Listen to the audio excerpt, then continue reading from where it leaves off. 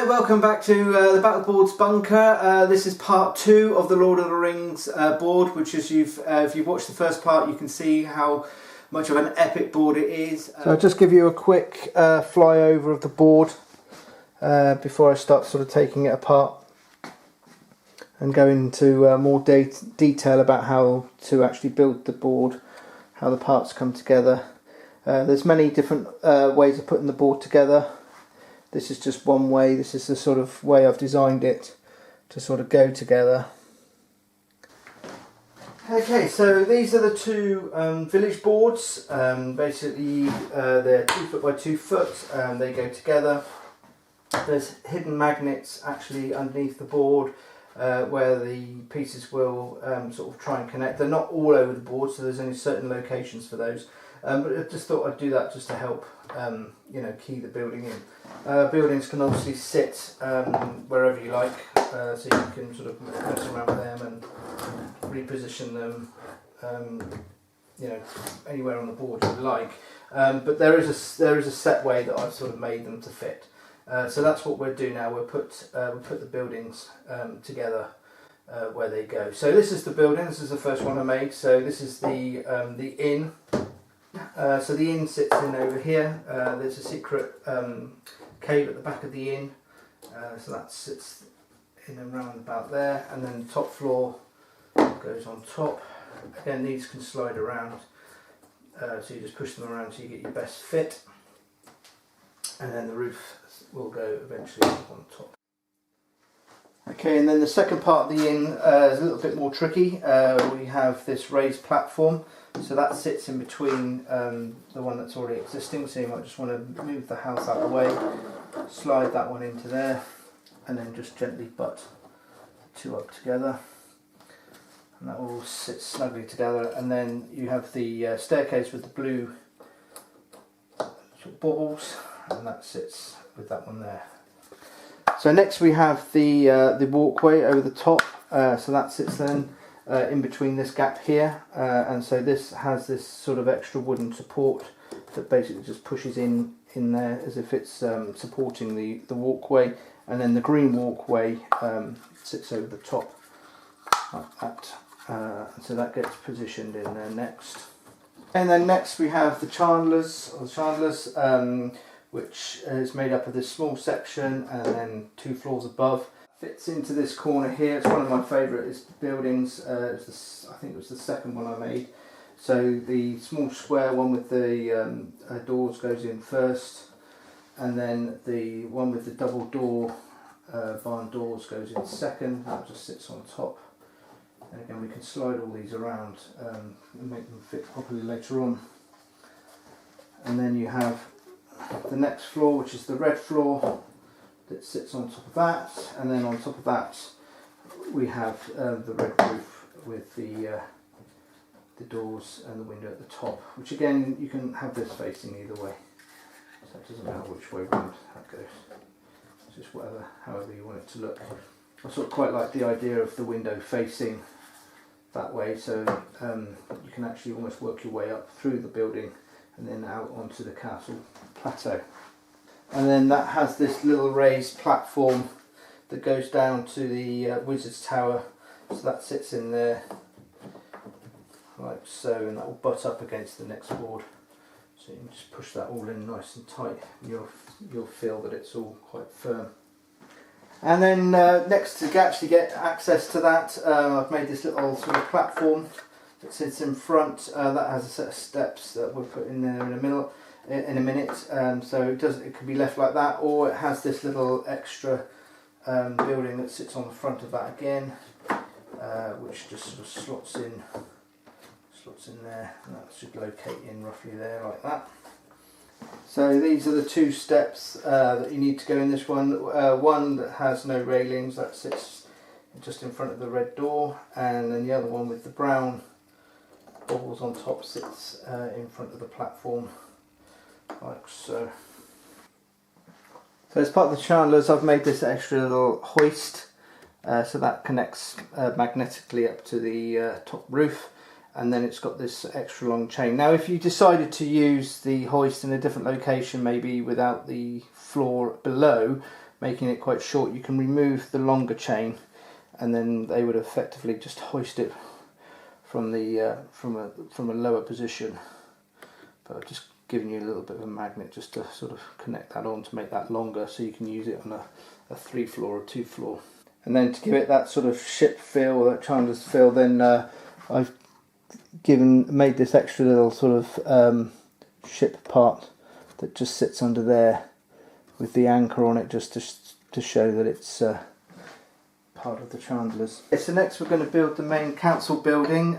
So that starts off with the light green base, and then it has the larger top, but it's probably easier to put it all together first before you put the next floor on. So this is the front section, which just slots into the front like so, and then it's got this small little door, or this double door that fits in towards the back end, and that just slides in. You should be able to see where that locates, just so you can get through from the inside big door to the outside. So I'll show you from this side. As you can see, the door, I fed that through from the front, and then this little sort of ante-room just sits on the back end there with the roof, which will slide in after we put the top floor on. So then that goes on next. That goes in and slides over the top like so, and then it all should sit quite snugly together. Now with the lower floors in position, we can now put on the 3rd floor, or the roof section. So this is the roof section to the sort of council building. It has a couple of features. It has a removable roof section, so you can get to this sort of overhanging balcony area. That's magnetically connecting, and it also has a small balcony on the reverse side, which is also removable, so you can put miniatures in the top there, and then that has a little balcony section that just sort of sits in there, and that's also secured with a few magnets, so that it just sort of sits in there like that. So we'll place that on. That can go either way round. So again, that just sort of slots on there and sort of wiggles into position. And then once that's in position, it has this upper sort of balcony area, or this watchtower part, that slides in. Now that's not completely square, so we're only going one way. It's slightly longer one side than the other, so you just need to rotate it, and that then connects quite snugly in there. And then also on top, we can then place the pointed roof, and that sits on top, again magnetically connecting. So that can be placed in either direction, but it sort of tends to want to go one way than the other. And that's pretty much it. Now the building itself, because the board's slightly uneven, it is a little bit wobbly. The wobble can be taken out with just by adding a few more magnets on the bottom in key places. But you know, to be honest, it's pretty good as it is. And it's worth noting again that the finer details of the building itself, all the shutters are working, so you can close the shutters down. So obviously if there's an orc attack, they might have the shutters closed. Okay, now the main council building is in position. We can build what I'm calling the barracks. So the barracks is raised up on a sort of raised platform. Now there are some magnets around to catch the barracks stand, but it all depends on whereabouts you put the main building. So once you've placed the square room or the barracks on top of the supporting legs, then you have the viewing platform that sits on, and that sits on pretty much flush. This end is flush if you're going to have it up against the building to the other side, and the little sticking out posts just go in between the sort of semicircle cuts, and then that will literally just slide in up against the building like that. And again, the whole building can be shifted left or right depending upon where you want it, but that's its approximate position. With the barracks now in position, you can add the other small steps. So we have these small brown steps. I've marked these C top.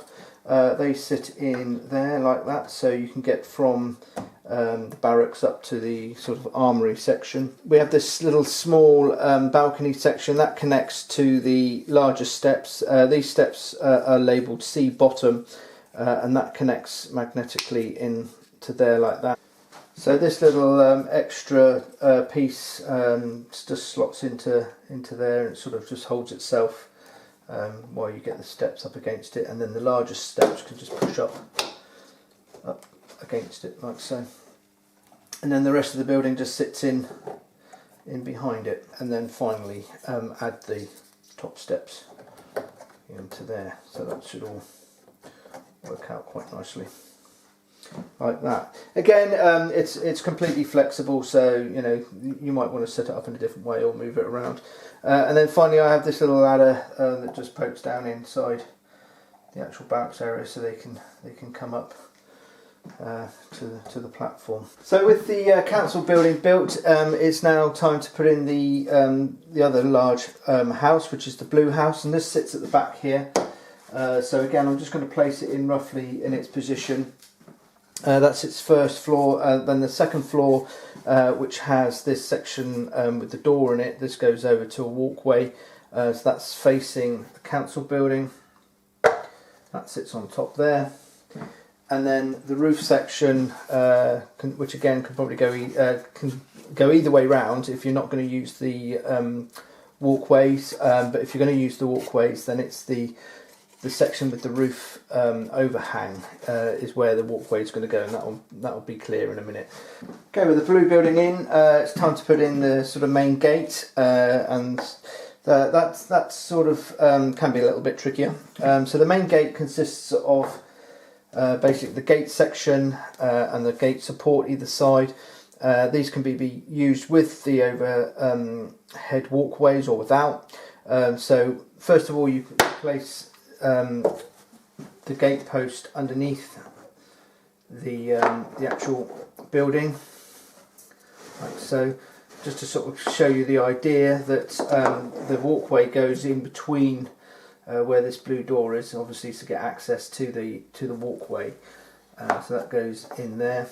Then the gate itself, which is separate and has its own little magnetic or its own metal steel plate, so that can be placed anywhere, but that sort of sits in between there, like so. And then the other side sits the other side, goes in there, like so. And then we have the actual sort of walkway over the top, and that sits in there like that. So this is where it gets a little bit difficult, because you want the distance to be flush this end and not the other end, and then the other end is taken up, the overhang is taken up by the building itself, so then you can slide the building to meet the actual walkway. So when it's all together, you have this sort of setup. And then the roof for the walkway goes over the top with the larger overhang pointing away from the village, and that also slides in, and again just a little bit of a wiggling around to get it right. Okay, so that's pretty much how it goes together, but its positioning isn't correct at the moment. It needs to be put in with the rest of the building, so it's all integral how you put it together. But what I'll do is I'll start placing the other buildings in, and that will then form up the position it's going to go in. So the final building is the Blacksmith's, which consists of the Blacksmith's lodge, his red lodge, and the actual workshop itself. So the workshop sits pretty much at the end here. So the lodge consists of the ground floor, so the door and window face the actual workshop, and that slides together and fits quite nicely together. And then that has the top floor, the second floor, which has the windows facing outwards, but again you can pretty much turn this round how you want. And then the roof section goes on top like that. Okay, so now I've got the other buildings in. You can see it's all a little bit tight for spacing here, so I'm going to shift the council building up. It fits in nicely like that. That's giving us much more room here, so this can slide slightly further back. Okay, so I've jiggled around with the council building and I've just moved that up slightly from the start of the video, which has given me a bigger gap here, which has allowed me a little bit more space to get the Blacksmith's building in. And now we can move up the sort of main blue building to go. And then just in here we have a set of steps that we need to put in. That's these ones, these blue steps, they just slide in there. So you can get up to the walkway, effectively come up to the walkway, go across the walkway into the building. And then just as a little, just an extra little feature, we've got the Blacksmith's sign that magnetically connects on the side of the building, sort of roughly there. And again, the actual sign itself is removable. We also have a sign for the inn, so that magnetically connects to the inn on the side here, so they can find the inn. So that's pretty much all the main buildings put into position. So there's some extra little detailing that I've also added to the board, just to sort of dress the board out. So we have this small little sort of hut made by GW that I'm using here just as a sort of guards hut, so they can you know, challenge people coming to the village. You can see under here, that's where the gates are opening, so they open either way like that. And then I've also got this, given you this small little fence. I've made this little fence, and that just sort of just sits in there just to sort of finish that area off quite nicely. I loved working on the blacksmiths. So there's some extra details to go with that. There's this little water trough for the horses to drink, and there's some extra little hay bales of hay that you can just sort of stack up in a space near the blacksmiths or throughout the village. And there's also these two little sort of I imagine sort of horse posts. They can go anywhere. They have got magnets on, so they can sort of fit onto a magnet if you can find one, or they can just sit, you know, next to the blacksmiths. So I've also given you this little water pump. So that's got a magnet on the bottom of it, so that can sit somewhere in the village. You've got this sort of raised platform for the inn. So I've got these sort of bench seating to go outside in the sort of beer garden. And I've also got these little boxes, pile of boxes, which are the right height to go underneath any of the buildings, so you can just put them in as a sort of extra feature. There could be boxes to climb up if you wanted to put it close to somewhere where the orcs could jump across or something. That's pretty much it for the village. So that's its fully constructed state. Again, you can, you know, have that, you know, build that how you like. Really, you can have it without any buildings on. Just put one building. You could have just the blacksmith's hut there with the inn. So you've got like an open courtyard where you can, you know, have jousting tournaments, or, you know, you could do a whole role play scenario using the village. You could put buildings on the other side of the river if you wanted to sort of extend the village, have it more open plan. So it's pretty flexible, really. So you can sort of use it however you like. Okay, so thanks very much for watching the movie. I hope you enjoyed it. It was quite an epic build, so look forward to seeing you in the next part. The next part we'll be looking at the castle and how that goes together, but I hope you've enjoyed this movie. Thanks also for any of your questions and for subscribing. It all really helps. It's, you know, it's quite a big thing for us, so thanks again for doing that, and we'll see you in the next episode.